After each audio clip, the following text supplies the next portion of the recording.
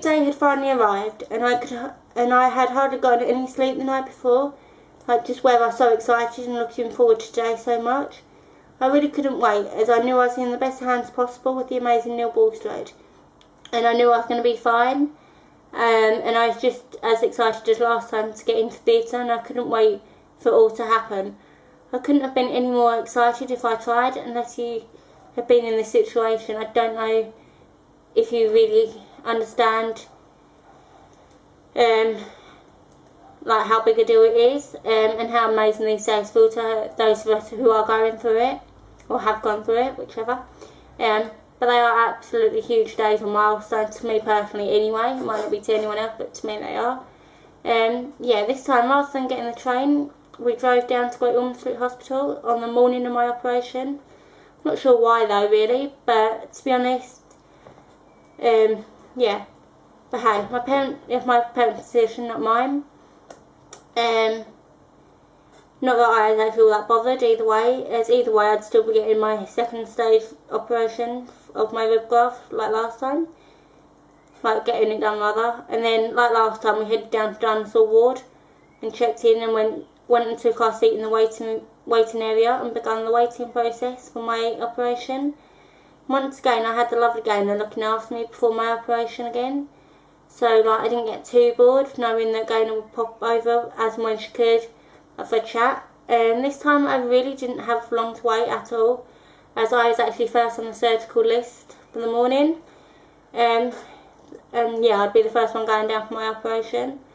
So it was only like a couple of hours to wait, so that was really exciting when I found that out. When I found out I would be the first one to go down. Like last time, my dad went off to get something to eat with my little sister, as obviously I couldn't eat since early hours in the morning due to having my operation today. You can't eat in the waiting room area, as everyone obviously is in there waiting for an operation, and like obviously we're not allowed to eat in that, so it's not fair on us. So yeah, then when my dad and my little sister came back, my mum went off to go and get something to eat. This time I really wasn't bothered at all about eating like last time.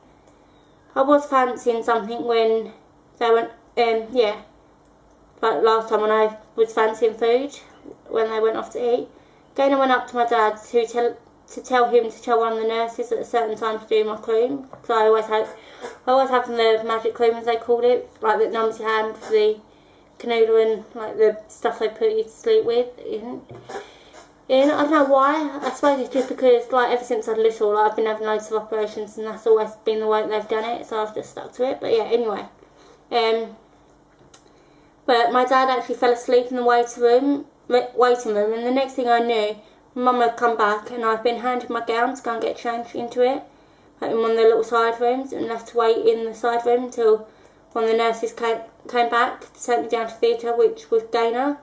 And yeah, I was really relaxed and calm about that and wasn't worried in the slightest. It was only when Gaynor came knocking on the door a few minutes later and said that they were ready for me in theatre that I looked down at my hand and realised that I didn't have my cream on, which I quickly turned and told my mum, who told Gaynor, who said how she had told Dad to go to the nurse's station at a certain time and tell them, and they'd do it.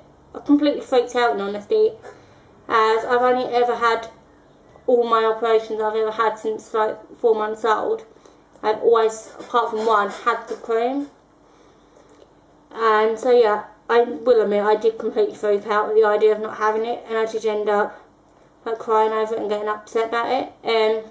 But Gaynor said I could have the cream, but if I did, it meant I couldn't go down and have my operation now, and I'd have to wait until later in the day. Which I wanted to say, okay, I'll wait until later to have my operation and sit waiting and watching like everyone else go down and to wait for my turn like last time. But at the same time, I wanted to get into the theatre and have my ear completed.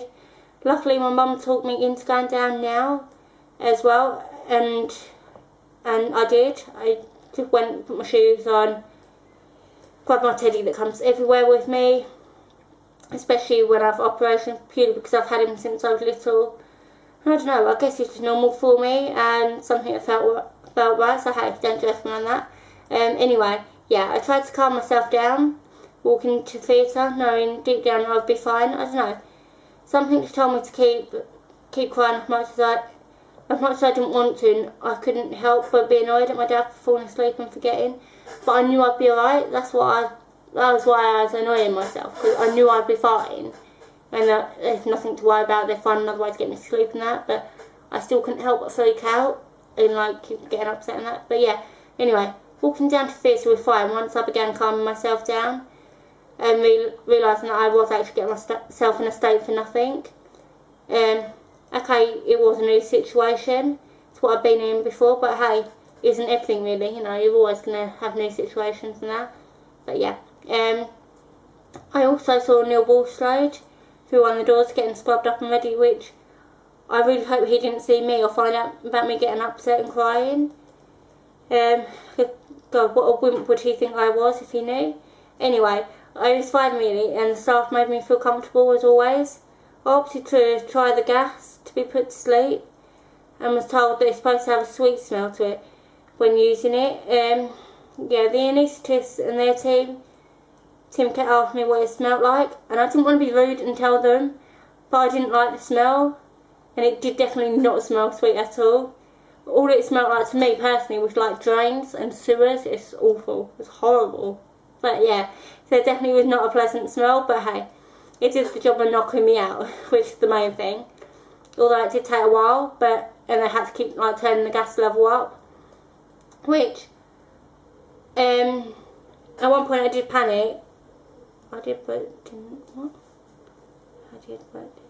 yeah, I did but didn't panic, thinking, oh my god, why is it not working, sort of thing. What if it didn't work, then I'd just have the smell of drains for nothing. But obviously, you know, I knew it was going to knock me out, and it did.